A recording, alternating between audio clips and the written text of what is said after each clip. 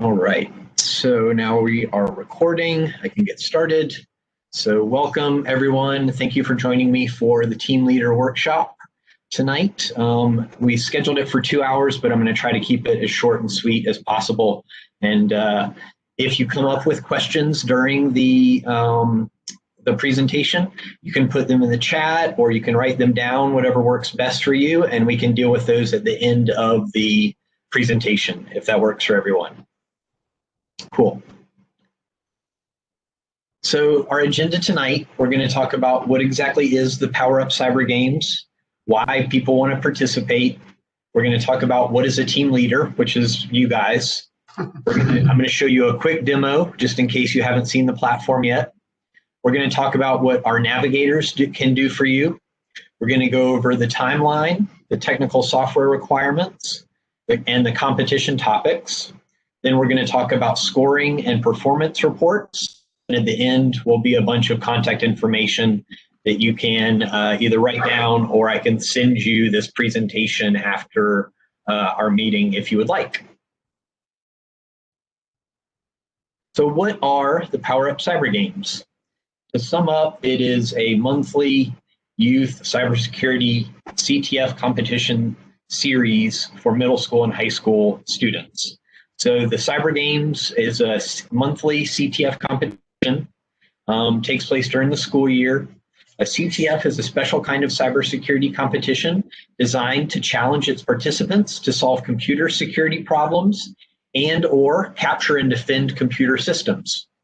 We give each team a consecutive 3-hour block of time to compete on a Thursday, Friday, or Saturday.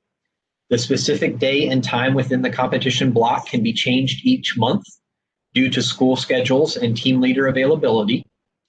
The competition consists of a series of challenges that allow students to demonstrate their ability to identify hackers from forensic data, pen test and audit vulnerable websites, recover from ransomware attacks, and more. Student players compete to build their skills through related curriculum learning, either in the classroom or from peer and self-taught methods. After each month's competitions, students will know exactly what they got right and where they can improve. And the top scoring teams and individuals will compete in the championship rounds, which will determine the first, second, and third place winners. This is a great way for teachers, parents, and students to learn cybersecurity skills, tools, and principles in a gamified environment. So that kind of sums up what our CTF is all about. And why should you participate? On the student side of things, the students are going to learn real-world cybersecurity skills through fun activities that are hands-on and entertaining and challenging. The PowerUp Cyber Games helps the students to master their cybersecurity skills by understanding their strengths and weaknesses from the monthly and daily reports that are given to them, so that they know exactly what they need to work on to improve, what they've already accomplished and what they've got under their belt, and what is coming up in the future. It helps them build confidence by getting the experience of applying cybersecurity knowledge, which is really important, especially if they want to go on and become a cybersecurity professional. They get to represent their school and help them get recognized as one of the best in the nation. We've got schools competing from the East Coast to the West Coast and everywhere in between. Probably, I want to say 10, 12 different states at least right now. So this is a great way for your school to get some recognition. We're going to send digital badges to everyone that participated. And then the first, second, and third teams are going to get special digital badges. And we are working on some sort of prizes as well. We're going to have to get a little bit more funding in order to do that, but it's something that's on the radar that we're working on so that we can try to have a prize for the top scoring teams. And then last, for the students, it's just fun. It's a fun way for them to learn how to do cybersecurity because it is in a gamified, very relaxed, user-friendly environment. So why should you participate? For your school, you can supplement your in-class learning through applied technical assessments. You can map the PowerUp Cyber Games competition and learning materials for in-class CTE credits. You can help meet CAE requirements for student participation in cyber competitions. and you can encourage and foster student collaboration building. All of these things are good in the short term and the long term. In cybersecurity, collaboration and teamwork is vitally important. Yes, there are lone wolves out there that do work on their own, but the majority of cybersecurity work is done in teams, and you have to be able to work with other people. So this is our way of trying to get them into that mode of thinking and into that mode of working, so that when they do decide to enter into a cybersecurity, they already have that as an expectation. They know what they're getting into. So what is a team leader? You guys are team leaders. You will act as the official point of contact for your team or student player, and you get the access to the same content as the students, so you can see all the challenges and all the scoring reporting and everything. And then I send a monthly email with that month's topic, with a series of websites be helpful in your students' studying and self-learning. So the way the practice gymnasium is set up, I'll show you this during the demo. 80% of the questions contained in the competition each month are going to come directly out of our practice gymnasium. The other 20% are going to come from that from the newsletter that I send out to the team leader. And that's going to have a bunch of different links on it that the students can go at their own pace and learn at their own time. And those are going to cover most of the rest of the 20%. And anything else that they need to know, they can use Google. We have no problem with them using Google, because in the real world, there are hardly any, there doesn't really exist a person that is a cybersecurity expert. Everybody has holes in their knowledge. Everybody has to Google stuff. Nobody can remember all the port numbers in networking. Nobody can remember all of the ways that you convert binary code and all the different things like that. So this is to help prepare the students for that type of self-study and self-learning. So your responsibilities are to mentor the student players on technical and non-technical cybersecurity skills, promote the PowerUp Cyber Games and encourage student players to register and participate in the challenges, field potential technical questions from student players within the rules of conduct guidelines, ensure that the student players know the ethical behavior and rules of conduct guidelines, and you will act as the official representative for your student players if you have to have a dispute. It'll be highly unlikely there will be any disputes. Their platform is like so awesome. It doesn't have any bugs in it. So there should not be any disputes or any problems, but if there are, you will be the point of contact to get in touch with me and Cyber Skyline, the gaming provider, to sort that out. So how else can you support your student players? If you have the ability to obtain access to facilities for student players to use during the season, it's great if they can be together in the same room. However, with the pandemic, that's not going to be possible for all teams. So the setup is meant to be done virtually. And we encourage the teams to use texting or Google Meet or Zoom sessions or whatever it might be in order to communicate with each other during their practices and during their competitions. You will plan and schedule the practice times and tell the topics to your students. You can provide career advice and guidance. And any of these things that you have questions about, you can always shoot me an email and I can help you out with that. And then the resources that are available to the team leaders, we have that team leader guide that I mentioned at the very beginning of our presentation. I'm going to send those links to educational resources on a monthly basis about that month's topic. Also a team leader dashboard, and that dashboard has all of the scoring information and all of the metrics, bar graphs, whatever it might be, that's contained in the gaming platform, so that you can see, in addition to your students, you can see exactly how they're doing and what they need to work on, maybe more. So it will be vital for your students to go to these links and learn what they can. That's going to cover that % of unknown information that they're going to have to figure out on their own. And if you have time as a team leader, it is definitely beneficial for you to peruse the links as well.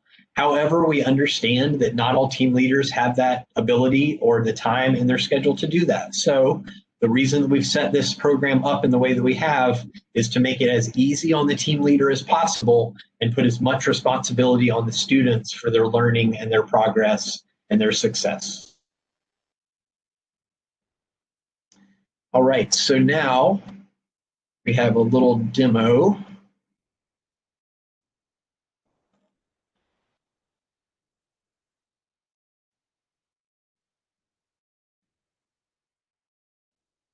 Where did it go? Oh, give me just 1 second, guys.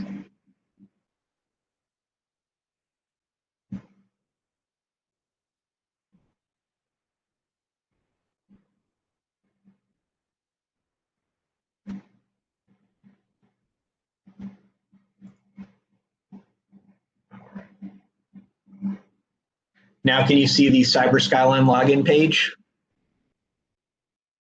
Yes? Okay.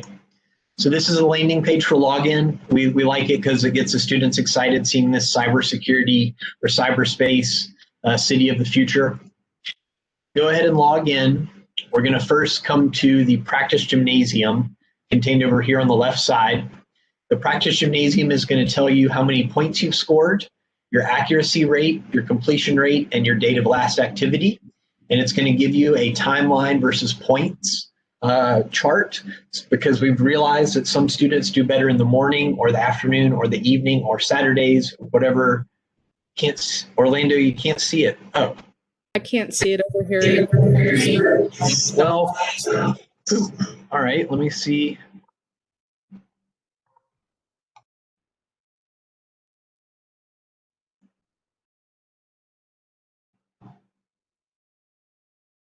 Okay, now there we go. All right, so we'll log back out so you guys can see the whole thing. Okay, so this is the landing page. Sorry, I thought that you guys were able to see that already. So we log in. Like I said, here's your practice gymnasium with a little bit of metric information there for you. Then there's a demo that has 6 modules and a practice gymnasium that has 10. We're only doing 6 topics for the season, so not all of the practice gymnasium topics will be covered by the competitions, but that doesn't mean if they're available that the students shouldn't work on them and learn from them if they want to. They have 24/7 access to that practice gymnasium. But if we look at the demo first, on the left are the different modules. Each module has a different set of challenges and a different set of questions, from easy, medium, ranging easy, medium to hard. And then in the middle here is this beautiful scorecard that is not reflecting any work because I haven't done anything in the demo yet. But you can see it gives you your points, your accuracy rate, your completion rate, and then it breaks down your completion rate for each module as well. Then on the right is a performance index chart that shows you your performance as you learn more about cryptography. That dot will move out further towards the edge. Log analysis, that dot will move out further, etc. So it's just a good way for the students to keep an eye on what they're learning, make sure that they're staying focused, and make sure that they're learning what they need to know. So if we were to happen to look at this cryptography challenge, this is all about number bases. So in case you don't know, passwords are encrypted by using different number bases. So plain text passwords are never, supposed to be passed over the internet. It's always supposed to be done in an encrypted way. All of these are encrypted passwords. It's a student's job to either manually count in the different number bases and figure out the answer, or they can go to one of these websites down here at the bottom that can take them to a conversion tool, do the conversion for them. So the reason that there is a solution here is because this question, while it is considered easy, it does take a bit of work to get the correct answer, and it has to be formatted correctly as well.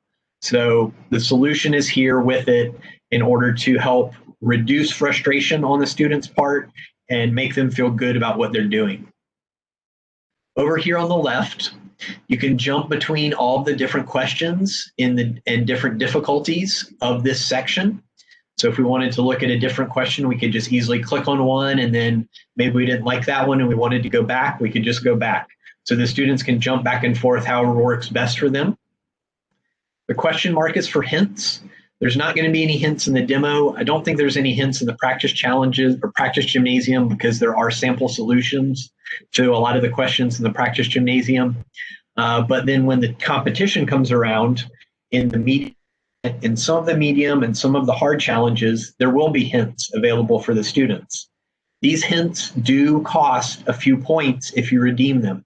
So that means that the students wouldn't get the full total points for answering that question correctly, but they would still be able to answer it correctly.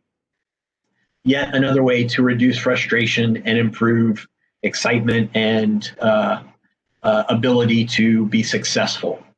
And the 20 attempts over here on the left is how many tries I have to input the correct answer in the answer boxes. The clock is for a history. So if I had been working on this challenge with other people, or if I had been doing this challenge myself, the history would show all the different answers that I've inputted in and the timestamp that goes with them and whether they were right or wrong. So this is really useful for students working virtually because if they're not necessarily communicating effectively, they can all go back and look at the history and they can see what it is that they have entered in that's been correct and what's been wrong, and they can try to reformat it or look at the solution or do some more Googling or whatever needs to be done in order for them to get the correct answer and not use up all their attempts inputting the wrong answer that someone already tried. So this is just a way to help them communicate with each other more or less. Then the chat bubble is to give feedback on the challenge, whether it was too easy, just right, or too hard. And then CyberSkyline will take this into account the next time they do an update or upgrade to the system. So if we go back to the demo, also contained in the demo is a leaderboard. So the leaderboard has this timeline again, and then actual rankings with all the metrics beside it that we've seen before on the other charts. And this is for all modules, but if you click underneath all modules, you can go to just cryptography, and it'll show you who's been working on that and what they've been doing there. Then the score report is super helpful for students because it gives them pretty much any information they could want to know about their success or lack thereof. Your accuracy rate and your completion rate is tracked on each module. Your place is shown here out of the total. Your points are shown here out of the total. Here's your accuracy rate. Here's your completion rate. This is your total number of attempts, how many you got correct, how many you skipped, and how many hints you had to use. Then again, we have this comparative timeline to show you when you're scoring your points.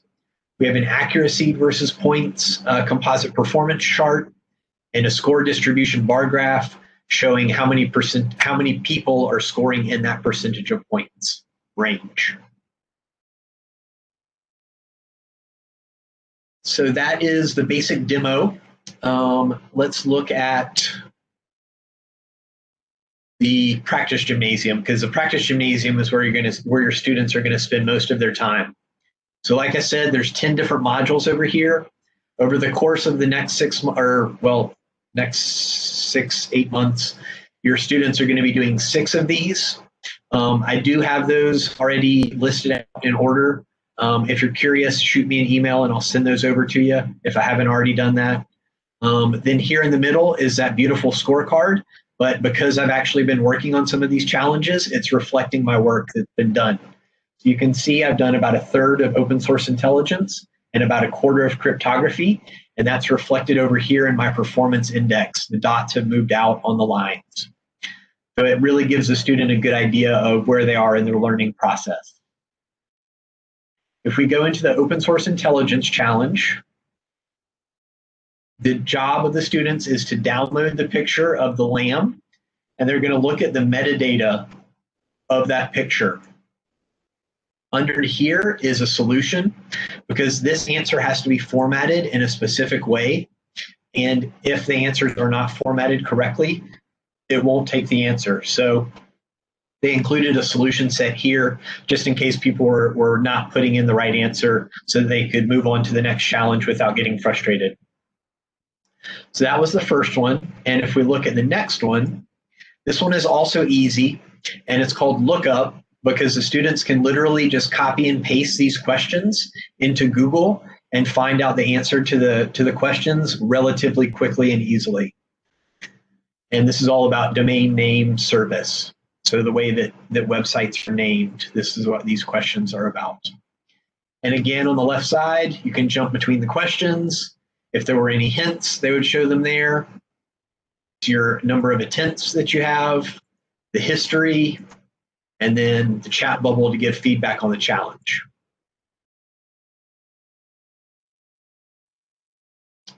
Then, let's see. Oh, wait, I wanted to show you. Yeah, sorry. All right, so in the practice gymnasium, there is also a leaderboard. So this leaderboard specifically focuses on the practice gymnasium, not the demo. And then the score report, again, focuses on the student in the practice gymnasium, not the demo. So this is where your student is going to spend most of their time and get most of their metrics to learn what they need to do and how well they're doing at it.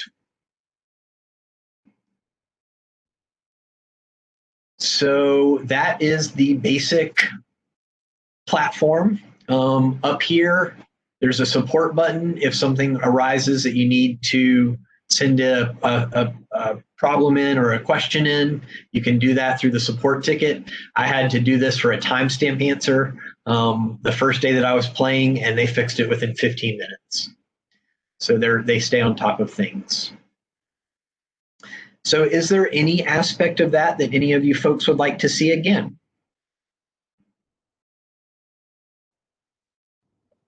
I just had a quick question.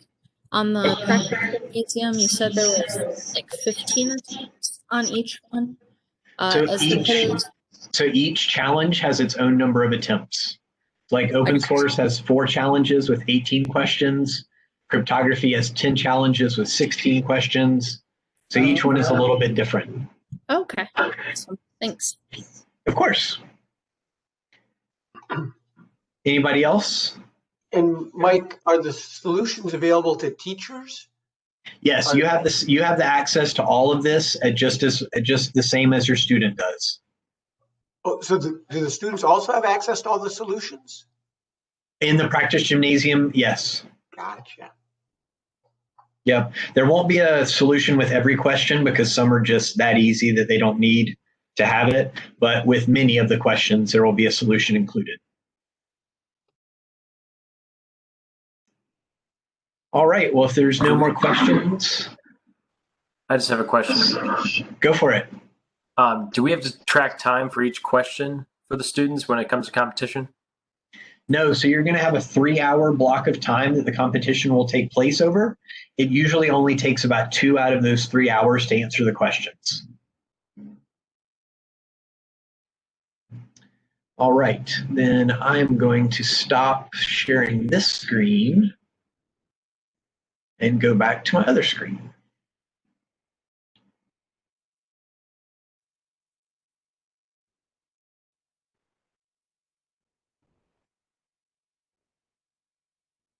All right, can everybody see the demo time? Or well, before I click through it, you see the demo time? Okay. So what is a navigator? A navigator is an industry professional. Oh, why is this not? Where is my menu bar? Oh, whatever. A navigator is an industry professional who volunteers their time with your team to help during your practices. They cannot help with competitions.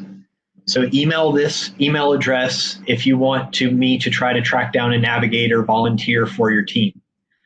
Just so you know, we gave navigators to all of the teams season. We gave 2 navigators to every group of teams, and none of the schools used them. They did not need to use them at all. The students were able to figure everything out on their own. The little bit of stuff that they needed help with, they would shoot me an email or talk to their teacher, and they never needed any help. So you can have a navigator. We're happy to track some down and find them for you, but it is not necessary for you to be successful. So here's our timeline for the 2021 season. We're going to start in November, and in the first competition will be the 12th through 14th of November. Then it'll be the 10th through 12th of December, 14th through 16th of January, 11th through 13th of February, 11th through 13th of March, and then 15th through 17th of April for the final competition. Then, as long as the pandemic has passed in May, we're going to have a party here to celebrate the inaugural season downtown at our office. There's a big event space down there, so we're hoping that the pandemic will have passed and as many people can join us as possible because we want to celebrate everybody's success. Technical software requirements. These are important. Internet Explorer is not supported. Your students cannot use Internet Explorer, and I would not even recommend them using Edge. Neither one is the best Internet Explorer out there. Chrome or Firefox are the two that the gaming platform provider suggests that you use. So that would be what I would say. So the resolution, it helps with the bigger screen that you have because you can spread things out on the screen, but all this can be done on a laptop, and everything that is in the challenges can be done on a Chromebook. We did that on purpose because we know most of the students in the United States are working with Chromebooks now. It meant that we had to leave out a few modules that are important cybersecurity topics. So it's kind of a trade-off.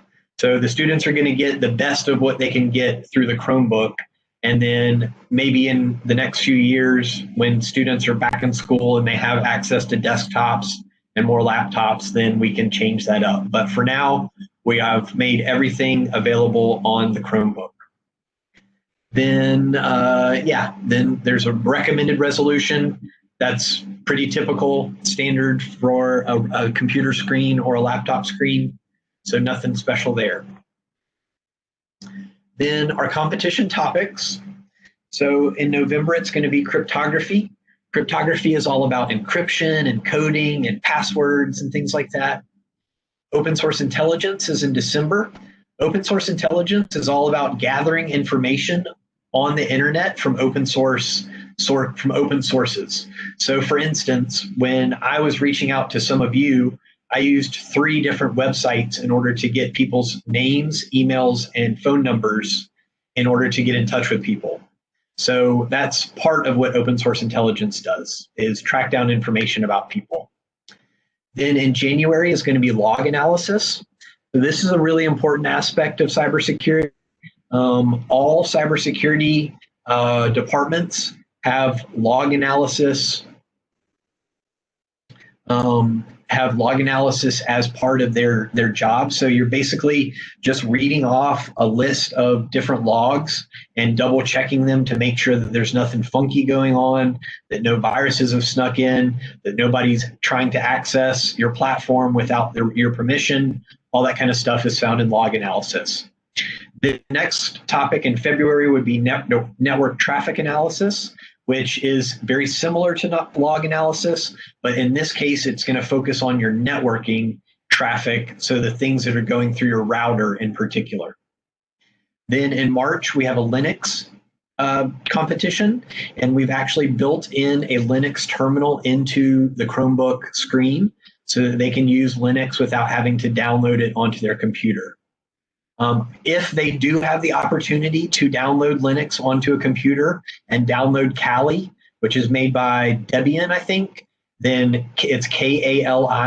That would be ideal. If they have access to that, definitely get them to do it, because that's what they would be using in the real world, is the Kali Linux platform. And then last in April is going to be all about software security. This is a very broad topic. That's why it's the last one, because it's going to be probably the hardest one of the group, because it covers a plethora of different things about software, about web applications, about different programs, and everything in between. So scoring. The lower your rank numerically, the better you are doing. And the 3 factors that determine the ranking are points, accuracy, and time of last submission. So points are easy. That's just you get a question right, you get those points. Accuracy has to do with how many attempts you have to use and how many you have to skip in order to get the correct answer. And then obviously the time of last submission is your last answer that you inputted. performance reports are going to be available to not only the students, but the team leaders. They contain general information about the competition, including what happens during the monthly competition, how many players participated that month, and how the scoring worked out. Both the team leader and the student have access to the performance reporting feature. So you as a team leader can keep up with it, and you can meet with your students individually, maybe if someone's struggling a little bit. But the student also has access to it, so they should be coming to you if they have issues as well. Then the Cyber Skyline score report that I showed you in the demo has that comparative timeline, the composite performance, and the score distribution, all as part of the score report. And then in addition, it shows you your attempts and your points and your completion rate, your accuracy rate, all that kind of good stuff. And then here is my contact info. My personal email is the first one, but I prefer you email PowerUp at wecyberup.org in order for me to keep things straight. Just makes it a little bit easier on me. There's my office line directly to my cell phone. So you're welcome to reach out to me at any point that you have any questions or concerns or need anything that I can help you with. And then technical support for the gaming platform is there at the bottom, contact@cyberskyline.com. So I'll give everybody a minute to write these addresses down and the telephone number. And then we will move on to questions in just a minute.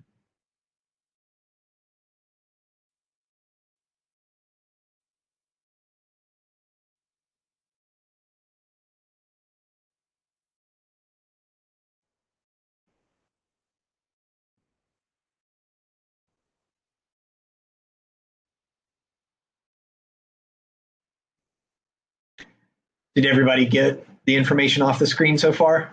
All good to go? Okay, cool. So thank you for joining me today for the workshop. Like I said, I was going to try to keep it under 2 hours. We kept it to, oh wow, right about 30 minutes, even with the demo included. So I hope I didn't skip over anything that was confusing or I went too fast or anything. Now is your chance to ask me any questions or clear up any concerns that you might have.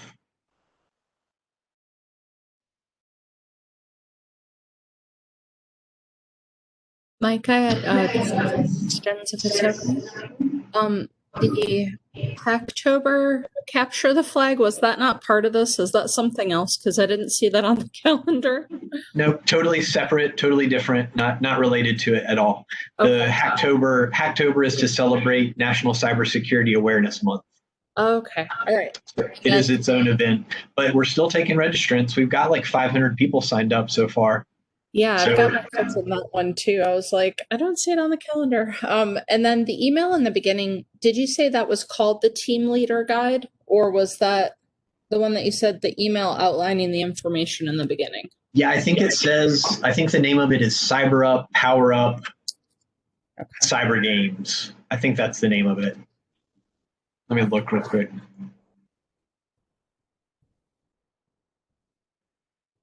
Let's see.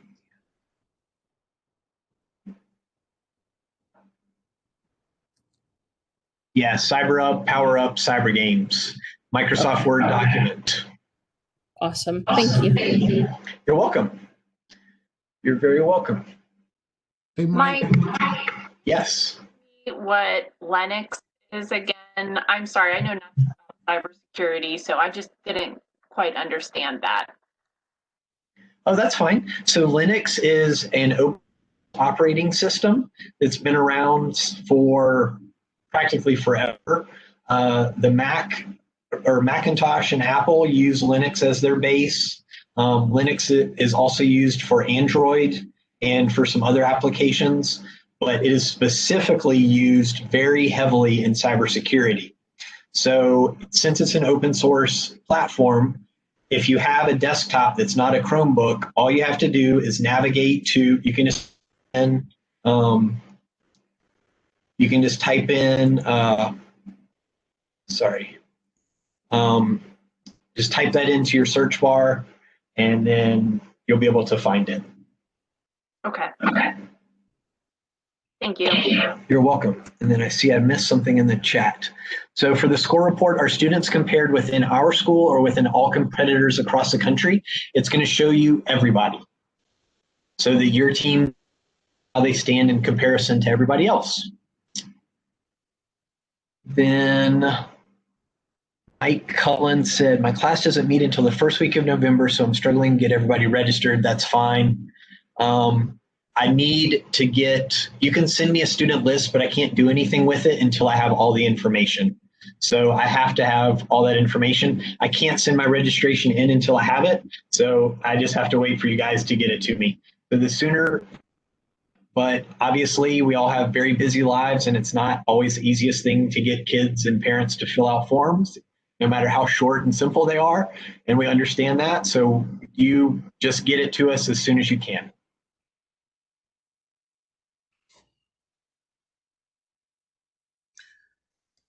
Hey, Mike. Yeah. Just a question about the difference between the middle school and the high school. They're all doing the same questions. Okay. Yep. So it's all set up for beginners. And then as they progress through the challenges, they get a little bit harder.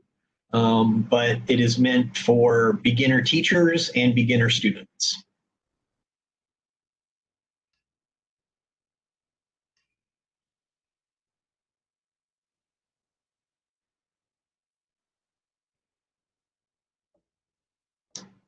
Everybody else feeling good about understanding the platform and how the timeline works and how everything is going to come together for the season? Well, Go ahead. with that question, is it okay to have a mixed team then? No, because we do individual brackets. Okay. So the middle schoolers just compete against each other and the high schoolers just compete against each other. Okay. Yeah, that was the way we tried to level the playing field, because we weren't sure it would be fair to have middle school and high school students on some and just high school students on other teams. So we wanted to try to break it up. That's why I was wondering if my middle school kids are gonna have to compete against high school kids. So this is cool. This is better that way. Okay, good. Good, cool. All right. So anybody think of any other questions? And now you have all my contact info, just in case. You can shoot me an email or give me a call anytime. I'm pretty much always attached to my phone, so I tend to answer it pretty quickly or respond pretty quickly. All right, well then I'm gonna stop recording this meeting.